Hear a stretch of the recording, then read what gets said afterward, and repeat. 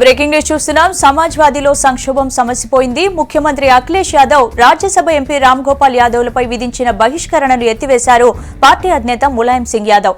అంతకుముందు ములాయంను కలిశారు అఖిలేష్ యాదవ్. తర్వాత పార్టీ యూపీ శాఖ అధ్యక్షుడు శివపాల్ యాదవ్ కూడా ములాయంతో సమావేశమయ్యారు. ఈ మీటింగ్ తర్వాత అఖిలేష్ రామ్ గోపాల్ యాదవ్లపై బహిష్కరణ తొలగిస్తున్నట్టు ప్రకటించారు శివపాల్ యాదవ్. సమస్యలను చర్చల ద్వారా పరిష్కరించుకుంటామని చెప్పారు. అసెంబ్లీ ఎన్నికల అభ్యర్థుల జాబితాపైన మరోసారి అఖిలేష్ సహా అందరం చర్చించుకుని ములాయం అనుమతితో కొత్త లిస్టు రిలీజ్ చేస్తామని చెప్పారు. మతోన్మాద శక్తులను అడ్డుకునేందుకు కలిసి పనిచేస్తామన్నారు. వచ్చే అసెంబ్లీ ఎన్నికల్లో పార్టీని పూర్తి మెజారిటీతో గెలిపించేందుకు కృషి చేస్తామన్నారు శివపాల్.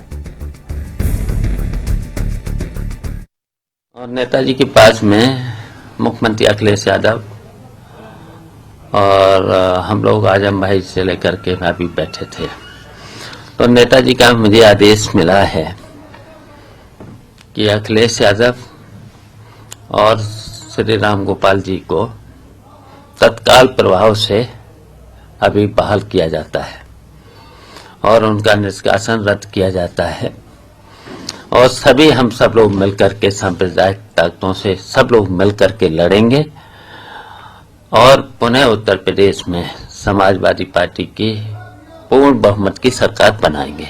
ये आदेश मिला है मुझे और हम लोग मिलकर के लड़ेंगे और सब लोग बातचीत करके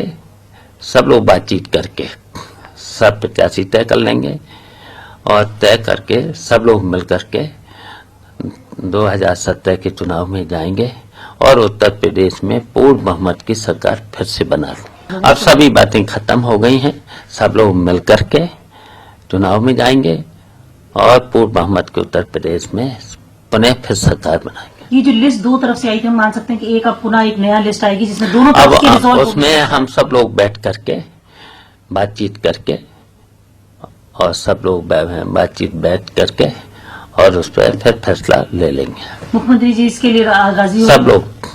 सब लोग तैयार हैं, सब लोग बैठेंगे और फिर नेताजी से बातचीत हो गई है, सब लोग नेताजी से बैठेंगे और सब मामले हल हो जाएंगे।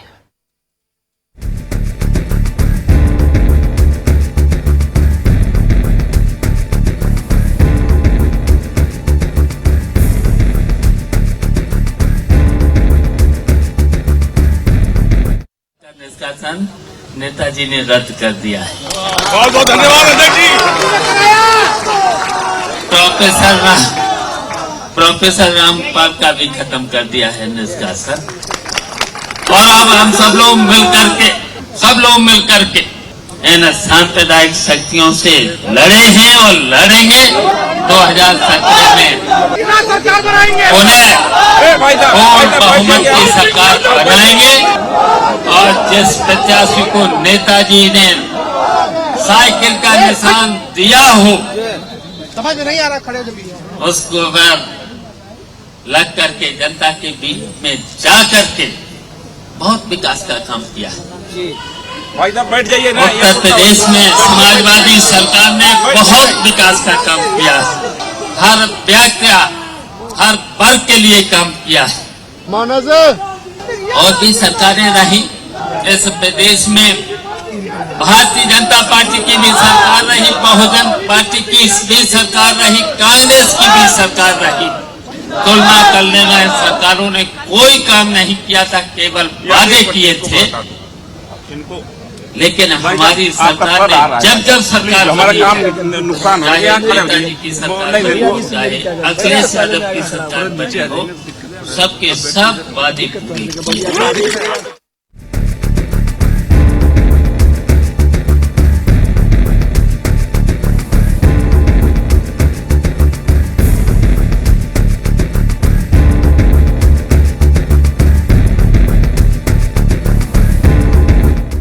బహిష్కరణ ఎత్తివేసినంత మాత్రాన తమ కార్యాచరణ మారబోదని స్పష్టం చేశారు రామ్ గోపాల్ యాదవ్. రేపు తమ మద్దతుదారులతో సమావేశం జరిగి తీరుతుందని తేల్చి చెప్పారు.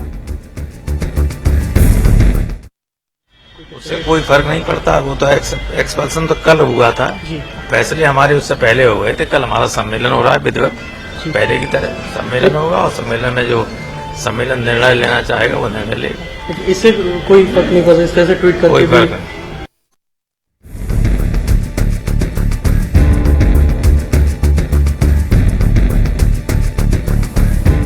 ఇక ఇదే అంశానికి సంబంధించి డీటెయిల్స్ బుచ్చన్న అడిగి తెలుసుకుందాం. బుచ్చన్న చెప్పండి, ఉత్తరప్రదేశ్ పొలిటికల్ డ్రామాకు పూర్తిగా తెరపడినట్లేనా? అప్డేట్స్ ఏంటి? నుంచి ఇవాళ మధ్యాహ్నం 1:30 దాకా జరిగిన పొలిటికల్ డ్రామా ఉత్తరప్రదేశ్లో అది దేశం అన్ని రాజకీయ పార్టీల కోట్లాది మంది ప్రజల దృష్టిని ఆకర్షించింది. ఇది టీకాఫులో తుఫాన్ లాంటిదని మరోసారి ప్రూవ్ అయింది. 6 నెలల కింద ఇట్లాంటి ఘర్షణనే కుటుంబ సభ్యుల మధ్య వచ్చింది. అది పార్టీ అంశంగా రూపాంతరం చెందింది. అది పెద్ద వివాదానికి దారితీసింది. ఆ తర్వాత ఒక ముఖ్యమైన నేత పైన బహిష్కరణ వేటేయడం, తర్వాత మళ్ళీ దాన్ని వెనక్కి తీసుకోవడం జరిగిపోయింది.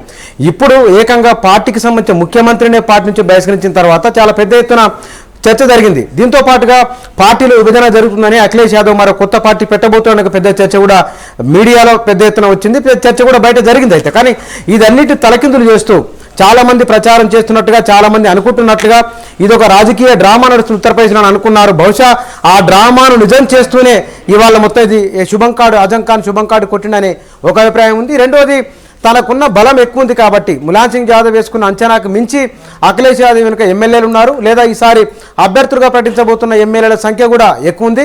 మంత్రివర్గంలో ఉన్న వారిలో 12 మంది ఆయన వైపే ఉన్నారు. 37 మంది 40 వరకల్లా ఎమ్మెల్సీలు కూడా ఆయన వైపే ఉన్నారు. కాబట్టి ఒకవేళ విభజన జరిగితే కనుక, ఇప్పటికిప్పుడు విభజన జరిగితే కనుక 3 నెలల్లో ఎలక్షన్లు ఉన్నాయి. ఈ టైంలో ఇన్నేళ్ల రాజకీయ జీవితానికి సంబంధించిన తన వైఫల్యం ఉంటుందనే ఒక అభిప్రాయం లేక ఆలోచన ములాయం సింగ్ యాదవ్కి వచ్చింది. కాబట్టి టైప్ అయింది విషయం అనే ఒక చర్చ కూడా బయట బలంగా ఉంది. ఈ 2 రకాల చర్చలు ఉన్నాయి. అయితే నిన్న సాయంత్రం నుంచి ఇవాళ మధ్యాహ్నం 1:30 జరిగిన పరిణామాలు మొత్తం చూస్తే కనుక పార్టీకి సంబంధించిన ఇద్దరు వ్యక్తుల కారణంగా ఇద్దరు వ్యక్తుల మధ్య విభేదాలు వస్తే కనుక 2 పార్టీలుగా సమాజ్వాదీ పార్టీ విడిపోతున్న చర్చ పెద్ద ఎత్తున జరిగింది. ఆ ఇద్దరు వ్యక్తులలో ఒకరు అమర్ సింగ్ అయితే, రెండోది మరొక స్థానిక పార్టీ నాయకుడు. ఇంతకుముందు గతంలో అనక గూండాగిరి చేసిండని ఆరోపణలు బలంగా ఆయనపైన ఉన్నాయి. కాబట్టి అమర్ సింగ్ ద్వారా వస్తున్న వారికి శివపాల్ యాదవ్ మద్దతునిచ్చిందని, అందుకోసమనే పార్టీ ఇది తన పునాదినే కోల్పోతున్న ఒక భయం, ఆందోళన అఖిలేష్ యాదవ్ ఆయన అనుచరులు వ్యక్తం చేసిండ్రు. అమర్ సింగ్తో పాటుగా మరికొంతమంది నేతలను పార్టీల నుంచి బయటకు పంపాలి, లేకుంటే కనుక వాళ్ళని కాముగా ఉండమని చెప్పాలన్నారు. ఆ 2 జరగలేదు. చివరికి నిన్న జరిగిన ఏకంగా 2 నాయకులను, ఒక ముఖ్యమంత్రిని ఆయనతో పాటుగా రాంపాల్ యాదవ్ను పార్టీకి వెళ్ళి బయటికి పంపించారు. ఈ పరిణామాలు మొత్తం చూస్తే కనుక ఇది జరగబోతున్నది మొత్తానికే ఈ 1990ల నుంచి వచ్చిన రాజకీయ పార్టీ ఉత్తరప్రదేశ్ రాజకీయాలలో బలంగా నిలబడింది. దేశ రాజకీయాలను కూడా శాసించిన ఒక పార్టీ తన ప్రభావాన్ని కోల్పోతుంది, రాజకీయ ముఖచిత్రాన్ని కోల్పోతున్న ఒక బలమైన చర్చ కూడా జరిగింది. అలాంటి అభిప్రాయం కూడా వచ్చింది. కానీ మీడియాలో వచ్చిన విశ్లేషణలు, కథనాలు ఇవన్నీ చూస్తే కనుక బహుశా ఈ ఎన్నికలు 3-4 నెలలు ఎన్నికలు జరగబోతున్నాయి కాబట్టి ఎన్నికల ముందు చేసిన పబ్లిక్ స్టంట్ అనే ఒక అభిప్రాయం కూడా బలంగా ఉంది. అది ఎందుకోసమనంటే ఈ 5 ఏళ్ల కాలంలో అఖిలేష్ యాదవ్ తీసుకున్న హిస్టారికల్ నిర్ణయాలు కానీ, లేదా కనుక కోట్లాది మంది ప్రజలను ప్రభావితం చేసిన అంశాలు కానీ ఏవి బలంగా లేవు. పైగా అధికారంలోకి వచ్చిన 2 ఏళ్ల పాటు వీలైనంత వరకు బహిరంగ సభల్లోనూ, వేదికలో, పార్టీ మీటింగుల, ఇంట బయట మొత్తంలో ములాయం సింగ్ యాదవ్ అఖిలేష్ పనితీరుపైన తీవ్రమైన విమర్శలు చేసినది. లా అండ్ ఆర్డర్ అదుపు తప్పిన సందర్భంలో అప్పుడు కూడా కీలకమైన వ్యాఖ్యలు, అఖిలేష్ యాదవ్కు అనుభవం లేదని, ముఖ్యమంత్రిగా పనికిరాడని, మరింత రాజకీయ అనుభవం అవసరమని కూడా పదే కామెంట్లను ఓపెన్ స్టేజ్ మీద, ఓపెన్ డాష్ల మీద మాట్లాడిన సందర్భాలు ఉన్నాయి. అయితే ఈ 7.5-2 ఏళ్ల కాలంలో కొంత పరిపాలనలో పట్టు సంపాదించుకున్నాడు ఆయన. 1-2 ప్రాజెక్టులు తీసుకుని వచ్చిండు. దానికి తోడుగా అవినీతి లేని ముఖ్యమంత్రి అఖిలేష్ యాదవ్కు పేరున్నది కాబట్టి అది కొంత ప్లస్ అయింది. కొంత రాజకీయం కూడా కొంత ఎక్స్పీరియన్స్ వచ్చింది. అయితే పార్టీలో జరుగుతున్న పరిణామాలు ఈ సహజంగా అధికారం చుట్టుండే, అధికార వర్గం చుట్టుండే బృందాలు ఎప్పుడైనా సరే ఉంటాయి. ఇన్ఫ్లుయెన్స్ సెక్షన్ ఒకటి ఉంటుంది, ఇటువైపు ఒకటి అటువైపు ఒకటి ఉన్నది. ఈ 2 శిబిరాల కారణంగానే తమ పార్టీలో విభేదాలు వచ్చినాయని ఈ నాయకులు అంటున్నారు. అయితే మొత్తంగా చూసినప్పుడు ఓ సుదీర్ఘమైన రాజకీయ అనుభవం ఉన్న ములాయం సింగ్ యాదవ్ ఎన్నికల ముందు మిగతా పార్టీ ఇవాళ అక్కడ ఉత్తరప్రదేశ్ ఎన్నికల్లో చతుర్ముఖ పోటీ ఉంది. బీజేపీ, కాంగ్రెస్, బహుజన్ సమాజ్ పార్టీ, ఈ పార్టీ ఎస్పీ ఉంది. ఈ పార్టీల మధ్య ఈ పోటీలలో కాస్త అటు ఇటునే సరే అధికారంలో ఉన్న పార్టీ కాబట్టి కొంత వ్యతిరేకత ఉంటుంది ప్రజల్లో. ఆ వ్యతిరేకతను ఓవర్కమ్ చేయాలంటే, అఖిలేష్ యాదవ్ పనితీరును ఓవర్కమ్ చేయాలంటే, ప్రజల్లో ఉన్న అభిప్రాయం మారాలంటే బహుశా ఎన్నికల ముందు ఏదో ఒక స్టంట్ అవసరమని చేసిన ఒక పెద్ద ప్రయోగమని, లేకపోతే ఒక డ్రామా అనే ఒక విశ్లేషణ జాతీయ మీడియా నుంచి వస్తున్నది. ప్రధానంగా హిందీ, ఇంగ్లీష్ మీడియా, ఆ రాష్ట్రాలకు సంబంధించిన మీడియా వారు రాసిన దాన్ని బట్టి మనకు అర్థమవుతున్నది.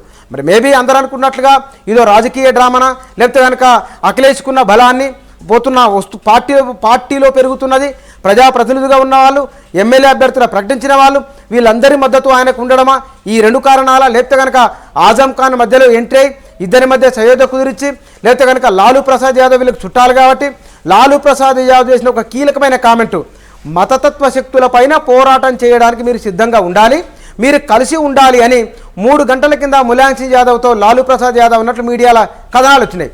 కొద్దిసేపటి కింద శివపాల్ యాదవ్ కూడా మీడియాతో మాట్లాడుతూ లాలూ ప్రసాద్ యాదవ్ చేసిన వ్యాఖ్యలను యాజ్ ఇట్ ఈజ్గా ఆయన కూడా చెప్పారు.